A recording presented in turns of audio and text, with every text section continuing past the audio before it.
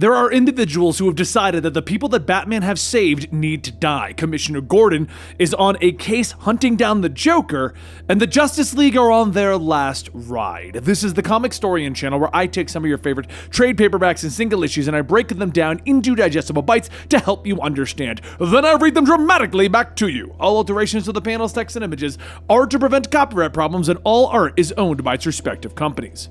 Welcome back to our DC compilation video.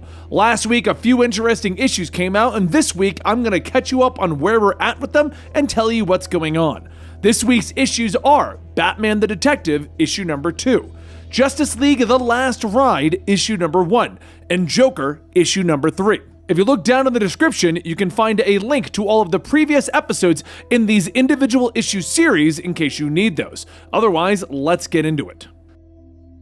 When we last left off with Batman the Detective, Batman had decided that Gotham had failed, and he was looking for an answer as to how to fix it. At that exact same time, a group of villains arrived and began to kill the individuals that Batman was saving. They deemed anyone saved by Batman not worthy of their own life. Now Batman is in London, teaming up with the Knight and Squire to figure this all out. The wind begins to blow high on Big Ben as a man dangles off a ledge screaming. Batman tells the man to stop screaming. Matthew Sprague. Who do you work for? Matthew, in his Equilibrium uniform, yells that he doesn't know. Please, I'm not lying. All I know is that she wears a mask and she pays well. Batman tells him, you might want to stop struggling. The cable is only weighted for 200 pounds. Matthew shouts, I'm Australian! What is that in kilograms? I'm heavier than I look! At that moment, the cable snaps and Matthew begins to plummet to the street below. Batman looks over the ledge, firing a grappling hook that manages to catch Matthew just a few feet above the ground. He then releases him. Squire says that he's letting their guy get away, and Batman tells her, that's the plan. She asks, really? All of that just to let him run away? That's so elaborate. We're going to be tracking him. How old are you? She says that she's 14, and Batman tells her she should just go home. Squire asks, what? You want me to be home by myself? That's a little irresponsible, because if I had parents, they've kept it real quiet, Batman. I live with Knight. It's not a bad life. We live in a huge house, we help people, and I don't have a bedtime. Why do you stay with Beryl? Squire says that she was with a foster family and they were lacking. Lacking as human beings, I should say. I tell you about it, but let's just say they were a bit cliched in their cruelty. The perfect balance of gruel and neglect.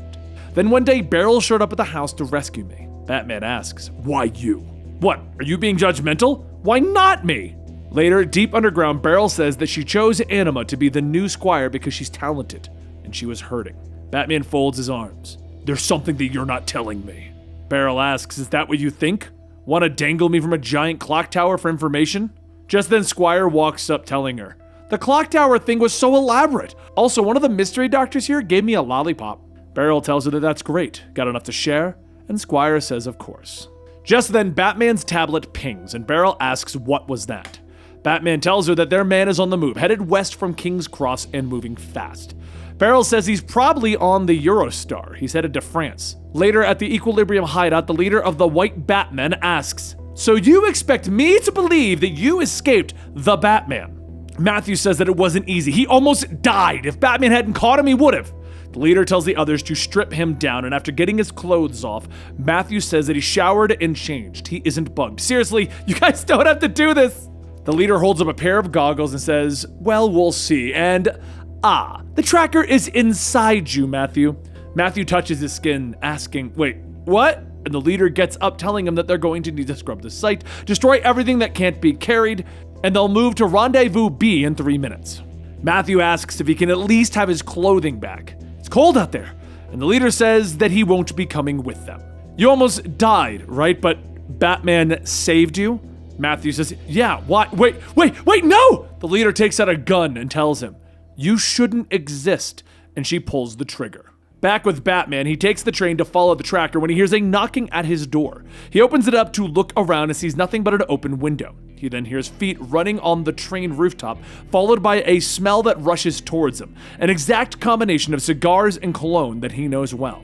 This person could have masked it if he wanted to, but he didn't. He's playing with him. And there is only one person who enjoys these type of games, Henry Ducard. Henry says, "Hello, Bat." But Batman charges in, covering his mouth, with Henry pushing him away, telling him, "Easy there! I understand secret identities, but I made sure we had the car to ourselves." Ducard is a criminal, and he's also the greatest manhunter alive. Taught Batman everything that he knows. Henry sets his glass down, telling him that he's been following him since yesterday. Figured they'd be in England after a plane went down and someone signed their name at the scene. "There are more murders than you know about. I've been quietly putting them together for a few weeks. There's a group killing people that you've saved.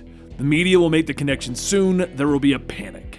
Everyone that Batman has ever saved will fear for their lives. Were you planning on contacting me, Bruce?" "No." Henry asks, "Really? Didn't think I'd be useful in tracking down these people." "Bruce, there's a fine line between loner and idiot. You're good, very good. One of the 2 best I've ever trained, but wanna know why you're not as good as me? It's because you think you have to do it all yourselves. Just because you were left alone in an alley doesn't mean you have to be alone forever." Batman looks at him. "We're not friends. You're a killer, Ducard." Henry takes a sip of his drink. "I'd argue both. But if it helps with your ethical conundrum, just know that more people will die without me helping you. Also, I was fully pardoned for all of my known crimes." As a train pulls into the station, Henry grabs his things, telling Batman to come find him tonight and also bring a lot of money. Batman asks where he's staying, and Henry says, "You want me to just say it? Where's the fun in that?" Once the 2 of them leave, Batman follows the tracker to where the hideout used to be, but finds nothing other than Matthew's dead body and a note that says -1. The place has been scrubbed clean, but there's evidence of a lot of people congregating there. Equipment has been moved. Need to call this one anonymously and track down Ducard. Later that night, Henry sits on the balcony of his hotel penthouse, smoking a cigar, asking if it all worked out. The figure in the shadows says no need. Part of his agreement with Interpol was keeping him apprised of his whereabouts, and they have people there. The leader of Equilibrium steps out of the shadows, telling him that he's digging too deep, and Henry asks, "Have I?" The leader says that he was once saved by Batman, which means he shouldn't exist. Henry takes another puff. "You were always a bit unstable, but this is all kinds of messed up. You know what happened. What you're doing won't help." The leader points her gun at Henry's head. "It's all about equilibrium." And Henry says, "If you say so." But before she could pull the trigger, Henry knocks the gun out of her hand, takes one of the guards, and begins to spray everyone down. Though he manages to take down a few, the numbers start to overwhelm him as he's pushed over the edge of the balcony. As the leader sees Batman rushing in, she tells the others to get ready to move, and Henry says, "You know I have a hard time letting go. You won't escape me." The leader smiles. "Oh yes, we will," and she fires several shots into Henry's chest. As he falls off, the leader says that they'll get away, because Batman will be too busy saving him. Batman swings low to catch Henry, but as the leader is escaping, she says, "Batman always freaking saves them." The next story in our compilation episode is The Joker Issue 3. To catch you up real quick, Commissioner Gordon has been hired by an organization that is remaining anonymous to go find and kill the Joker. He told Batman of his plans other than killing the Joker, and he also revealed that he has known that Batgirl has been his daughter this whole time. Now it's time for him to start hunting down the Joker and decide if he's going to kill him or turn him over again. Jim can remember it like it was yesterday, that night at the amusement mile. He felt the collar digging into his neck, the cold night air on his naked body, the smell of sweat coming off the circus sideshow act, drugged up into a frenzy dragging him towards his throne. He remembers the panic rising as he grappled with what was happening around him, and he asked Delirious what he was doing there, and the voice of the devil responded. "Doing?" the Joker asked. "You're doing what any sane man in your appalling circumstances would do. You're going mad." For a few moments, Jim believed him. It was hard not to. That's the trick to the Joker. It always feels as if he knows what you're thinking, and that he can say the words before they come to your mind. And when you start to break, that's when the laughter takes hold of him. The sound of it destroying the very self-satisfaction and cruelty of it all. After going over these memories, the next morning came and Jim headed to the airport where he met with Cressida. She tells him that she is glad that he could make it. Jim says that he wishes that he could say the same to her. This is all a bit unnerving, if he's being entirely honest. Cressida smiles and says that she has the utmost confidence in him and his abilities. They have gathered intel on the ground in Belize, and there are a number of off-the-book resorts in that region, and they suggest he should begin there. Her man will fly him to the landing strip where the Joker landed, and from there he'll fly commercially. Also, here's your bank card with an unlimited amount of money as promised. You can withdraw any of it, charge anything. Jim takes the black credit card and asks, "What if I took out $25 million and treated myself to a nice vacation?" Cressida smiles. "I don't know. What would you do? But you're a good man. We trust that you'll do the job that you're being hired to do. Though, you can treat yourself a little. So get comfortable, get new clothes. Whatever makes you comfortable, Mr. Gordon. The flight will be about 5 hours and then the hunt can begin. A bon voyage and happy hunting." As Jim gets onto the plane, he begins to prepare himself, more mentally than anything. Barbara gets to work on finding out more information on Cressida with the help of Orphan trailing close behind. However, it isn't only Jim who is on the hunt for the Joker. Other organizations are making their way to Belize around the same time, some a bit noisier in their approach, while others quietly sail the seas. As Jim lands, he tries to put all of the pieces that he has in place, thinking of what it is exactly that he's dealing with. Joker is in one of these resorts. He has an audience that has invited him in. It's just a matter of finding out who those missing people are. So Jim does what he did on the streets, talk to anyone and everyone. It doesn't take too long to find out that there are several places here that people just, well, don't talk about. After giving them a few drinks, they became a little more comfortable with Jim. There were rumors about one place in particular up in the mountains near the Guatemalan border, a private resort that they don't dare name. So much of the job is just people. Most of the time, if you know what you're doing, you can get all the information you need without anyone realizing what you're after. Like for instance, you might hear about a missing businessman with a house up in the mountains near where this resort nobody will talk about is supposedly at, and how the local authorities just keep quiet when they're asked about it. There's a million possible answers as to why this might be the case, but sometimes you just have to follow those gut feelings and see where they take you. So Jim will follow a few more dead ends, and then he'll find a place where the Joker was a month ago and start piecing together where they're going next. And as Jim pulls up to one of the resorts, he knocks on the door with a voice asking, "Quines?" Jim says that he's sorry, but his Spanish isn't strong. He was hoping to ask a few questions. He's looking for an old friend of his.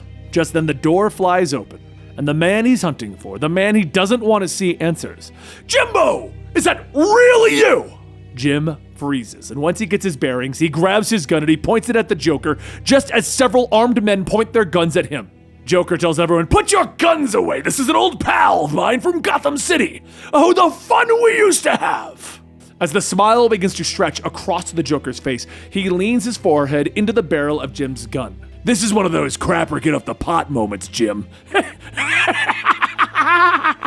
After a few moments of contemplating, Jim pulls back, holding his hands up, and the Joker laughs. "See? We're all friends here." "Oh, Jimmy boy, you showed up just in time. This sort of thing is all too grisly without an audience, you know, and love." Jim asks, "What the hell are you talking about?" And Joker throws his arm around him. "See, I'm not too sure if you're aware of this, but a few weeks ago, somebody gassed Arkham Asylum and blew half the place up." Jim says that they all know that the Joker did it, and Joker's face quickly turns to one of disgust. "That's the darndest thing, Jim! Jimmy boy, I didn't do it! Someone just wanted you to think I did, and now everyone is coming here to try and kill me! But they're just in time for the fun! These people took out their men in the trees and are coming up the hill now. Keep that gun drawn, Jimbo! You're gonna need it, 'cause I need you to protect me!"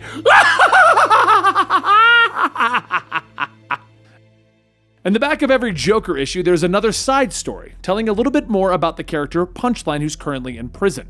It features Harper Row trying to get information on her because she is using social media to try and declare to the world that the Joker made her do it. Meanwhile, she's also in prison right now, battling against the gangs in prison trying to basically tell her to screw off. This is Punchline Side Story, Issue 3. Inside the basement of one of the condemned dorm buildings of Snyder College, Harper Row looks at all of the Joker's things, asking where did it all come from. Aiden says that it was Alexis's, Punchline's. He brought most of it down here after they found the dean's body. Her room was a crime scene, and after a few weeks it was obvious that no one was coming back to take down the tape. Harper then asks why would they condemn the building though, and Aiden says, "Would you want your kid sleeping in a building after finding out that the Joker was sneaking through the walls?" Harper drops the things that she's looking at and says that it still doesn't explain why all of this stuff is here. Why hide it? Aiden reaches for a box of tapes and says that he wants to show her something, and as he presses the play button on one of the recorders, it begins to play a session of a doctor at Arkham speaking with the Joker. Aiden says that all of these are original recordings from the Joker's therapy sessions. Doctors tried to diagnose this guy for years, but no one came close. She'd be surprised how many of these are still available on the black market. Arkham couldn't keep track of more than their inmates, that's for sure. Alexis and he used to stay up and get stoned and listen to these. We just liked serial killers, you know? We watched all the docs about the big name ones, and the Joker was just a natural extension of all of it. Harper asks again, why hide it all? Watching a couple of movies isn't going to get him in trouble. He's protecting a murderer. Aiden tells her that she still doesn't get it. He went with her to all of the big Joker sites. He graduated with a degree in audio engineering, bought all of the equipment on credit cards. He produced her podcast. Alexis didn't kill anyone, and she's still facing the death penalty. That's why he collected it.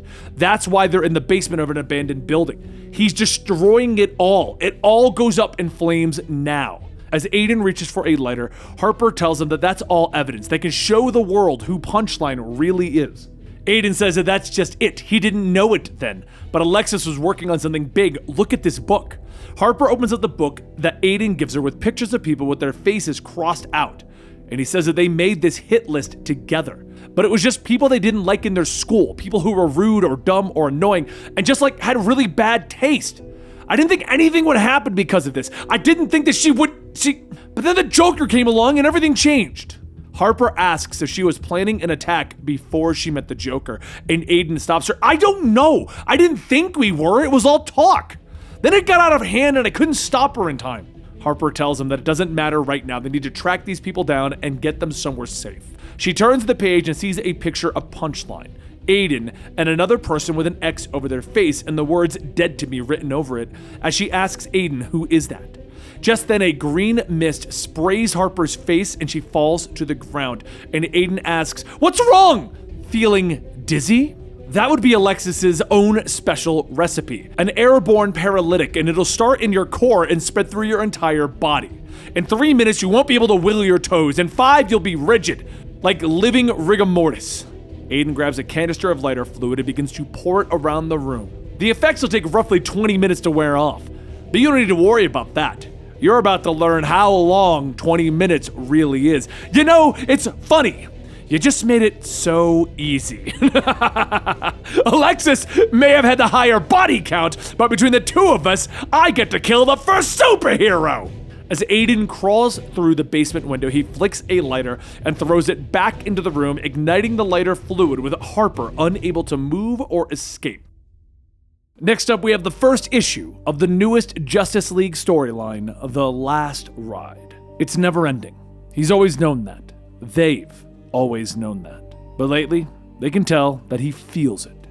It's in his eyes, how he tenses up from moment to moment, listening for the next disaster. And there's always a new disaster. She knows that she can't stop him from feeling this. She knows that she can't stop the disasters. So Clark, all I want to know is, how can I help? As Superman finishes his shower, he tells Lois that she's already doing it, just by being here. He's just glad that she decided to do her book leave in the fortress. How's it coming? She tells him not to turn this back on her. She's worried about him. It just feels like he's trying to do everything on his. But Superman kisses her cheek, telling her that he's fine.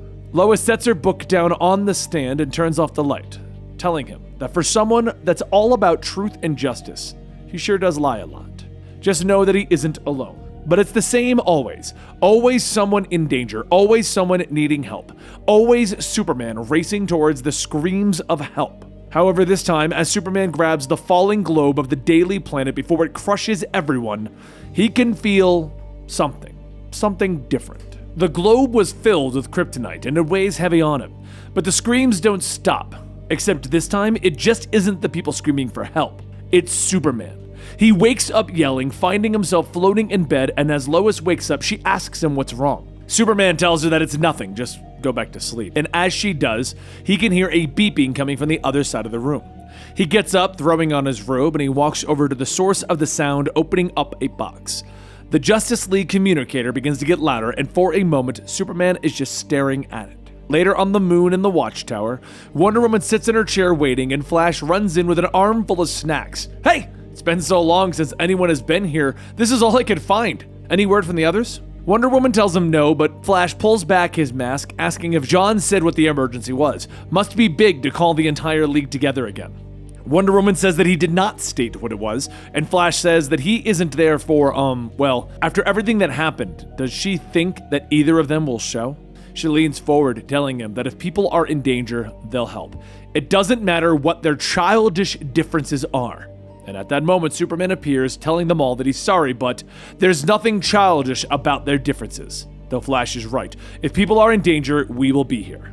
Superman and Wonder Woman look at each other for a moment and then hug, telling each other that it's been too long. And a few moments later, the teleporter opens up as Batman stands before everyone. He walks past them all without saying a word and he sits down. After an awkward moment of silence, he asks what is the situation. He's needed in Gotham.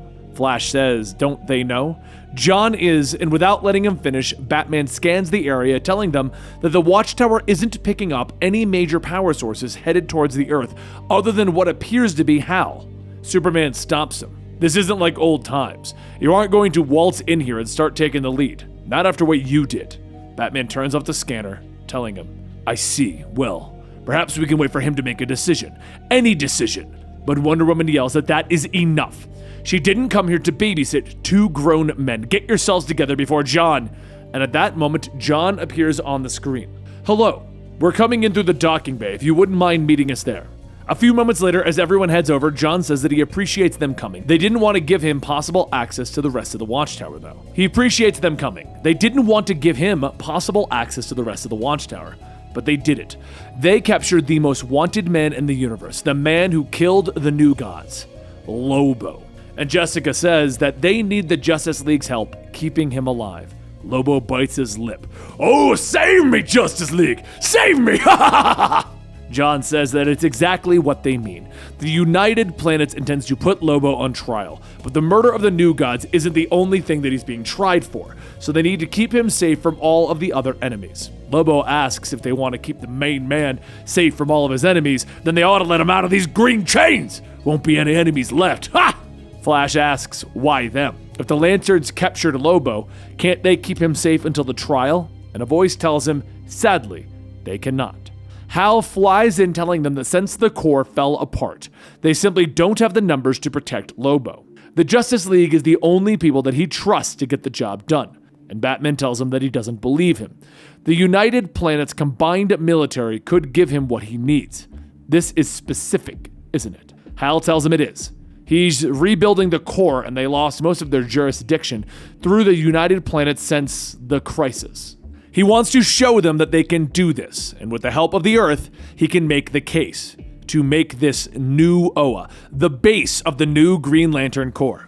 Everyone quietly processes this for a moment, and Superman says that he wants to make the Watchtower, and Hal tells him, no, actually the moon. I want the moon to be the new base.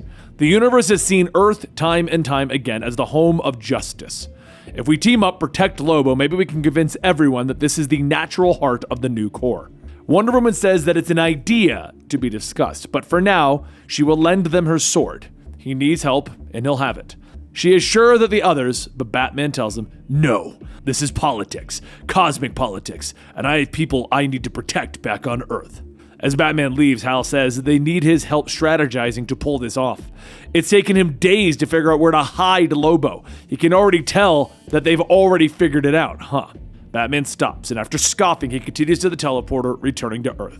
Later, as Batman begins to move into position as Mr. Freeze holds a group of people hostage, making his demands to the police, Batman jumps in, throwing heated batarangs into the ice, holding the hostages, and he begins to work on taking Freeze down.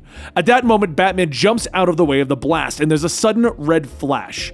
Batman looks around the corner to see Superman holding up Freeze's weapons, and before Freeze could even speak, Batman punches him. He begins to haul Freeze away, with Superman telling him that he just wants to talk. Hal needs, but Batman stops him. Not here. Meet me in an hour at the cave. An hour passes, and Batman sits at his computer, and as Superman arrives, Batman asks, are you here to try and convince me? Superman tells him no, he's here to talk. They both know that Hal is right. Besides the fact that they need to protect Lobo, the world needs a unified front to defend it. And if it's not going to be the League, well, Batman stands up. The Lanterns? I'm not so sure Earth needs space cops. Superman tells him it needs something. You heard him. The Corps would be working with Earth's heroes. We're too fragmented right now. There have been too many near misses since the League disbanded. I can't be everywhere. Batman pulls on his cowl. Believe me, I know, but I have more work to do. It was nice catching up. In a fit of anger, Superman spins back, punching the giant penny, yelling, Damn you, Bruce! Damn you! I tried. I did my best. It was you who killed Jean. It was you who sent our friend to his death. You who... But before he could continue, Superman stops himself. I'm tired. I'm tired of fighting. Fighting everything, including my friends. Please, just this once, can you put this aside? Can you put aside your damn obstinance and just help us? Batman waits for a moment and he walks back towards the computer. Hal is right. I do know the best place to hide Lobo. If we're going to pull this off, we need to go back to Apocalypse. And there you have it, the 3 issues that we here at Comicstorian found interesting last week. We had more of the Joker storyline, which is getting insanely interesting, more of the incredible Batman Detective storyline, and then this brand new Justice League Last Ride. Now, I get a feeling that this will be placed into continuity, but as it stands right now, we don't really know where it fits. It's basically just a graphic novel that they've written as a story of the last ride of the Justice League. They've disbanded, there's nothing really left for them to do, so here's the story being told. So don't look too much into it, just enjoy the story for what it is. Either way, guys, don't forget you can go to our Patreon and be a part of our supporters who help vote on the new videos coming to the channel. You can also join us at some of our new channels, Absolutely Marvel and DC, Absolutely PlayStation and Steam Gamers, or just Comicstorian Gaming. Either way, if you just want to watch these videos and enjoy it, thank you so much, and please consider giving me a smiley face in the comments down below. If you don't know what to say, a smiley face will really help us with the algorithm, and I would greatly appreciate that little bit of help. Thank you so much, and I'll see you next time right here.